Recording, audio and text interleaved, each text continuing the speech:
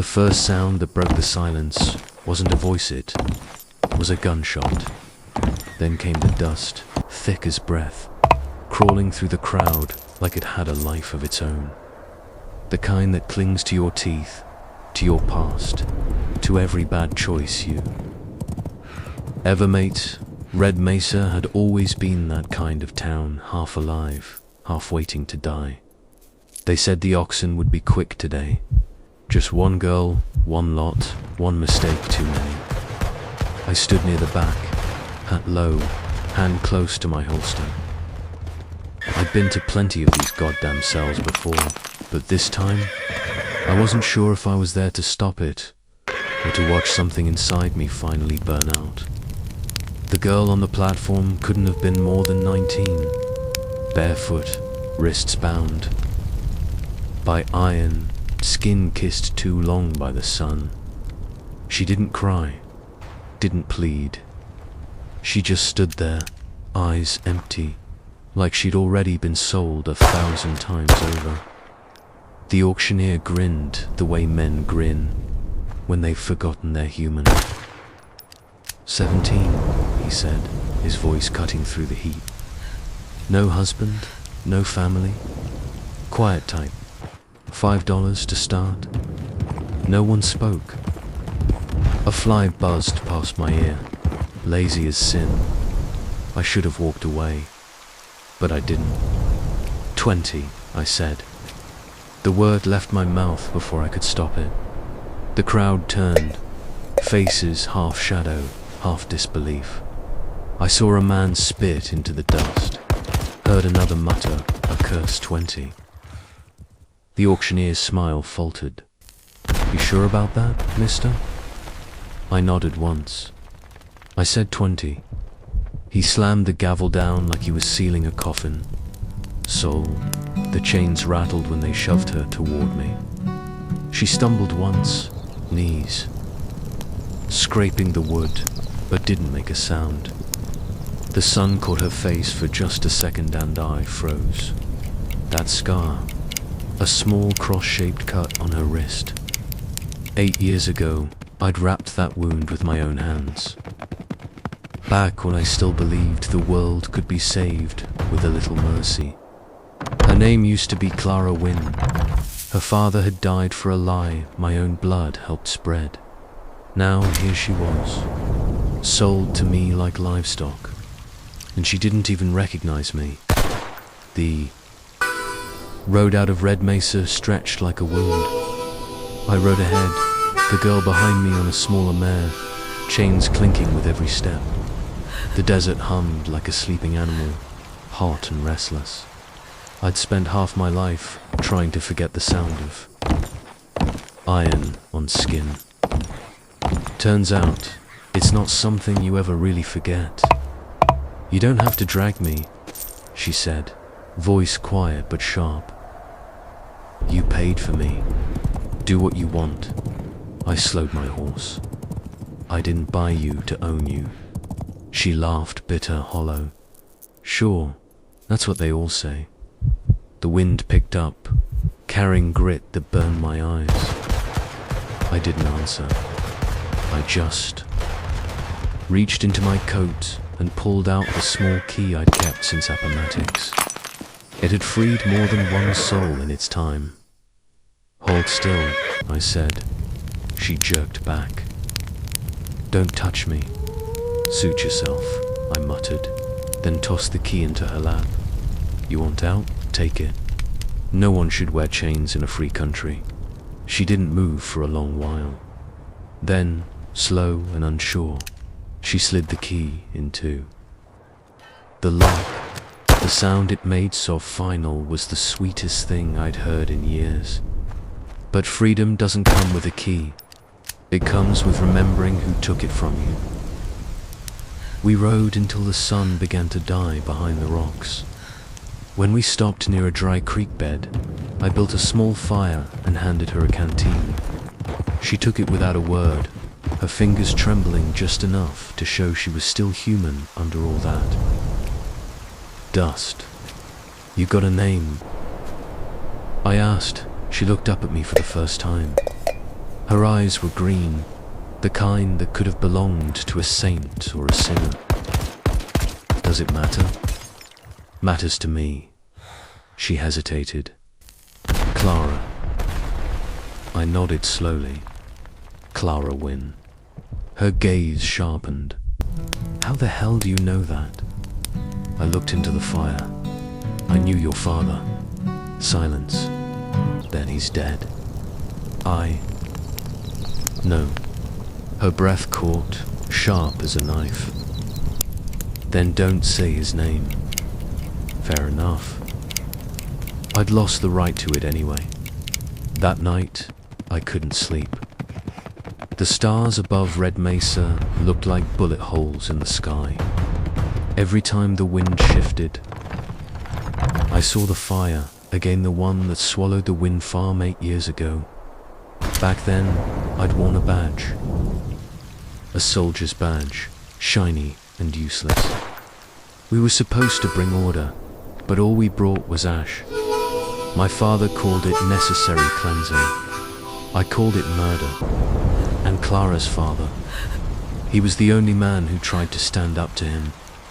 The next morning, she was already awake, sitting on a rock, staring at the horizon like it owed her something. The chains were gone, but her wrists were still red. You can leave, I said quietly. No one's holding you. She turned. And go where? Every road out here leads to someone else's cage. I didn't have an answer for that. We kept moving. By noon, the heat was cruel. Our horses' shadows stretched long and thin, like ghosts trying to keep up. Somewhere in the distance, thunder grumbled, the kind that didn't come with range trouble. I saw them first. 4 men on horseback, riding hard, dust tails twisting behind them. Thieves, bounty hunters, or both. Clara saw them next. They're coming for me. How do you know? She gave me a look. Because I've been sold enough times to know. When the buyer changes hands, I reached for my gun. The weight felt too familiar, too easy. Get down, I said. She didn't argue. The first bullet hit a rock near my boot. I ducked, fired once, then again. One rider dropped. Another turned tail. The other circled, shouting something about Gray's money. Dalton Gray. Even his name tasted like poison. By the time the smoke cleared, 2 lay dead, 1 dying. And my hands were shaking. Not from fear, just the old tremor that comes after killing. Clara stood behind me, eyes wide but steady. You didn't have to do that. Yeah, I said, but they were gonna. She didn't thank me, didn't curse me either. Just turned away and started walking toward the horses. And right there, watching her shoulders tighten against the setting sun, I realized what scared me more than any gun she reminded me of. Myself. That night, rain finally came. Cold, heavy, relentless. We found shelter under a half-collapsed barn, the kind that smelled of old hay and regret. I built another fire, smaller this time. Clara sat close enough to see my face in the light. Why? Are you really helping me? She asked. I stared at the flames. Maybe I owe someone. Who? Her father's name burned on my tongue, but I swallowed it down. Doesn't matter. She tilted her head, studying me. You talk like a man waiting for a verdict. Maybe. I am. For a long while, neither of us said anything.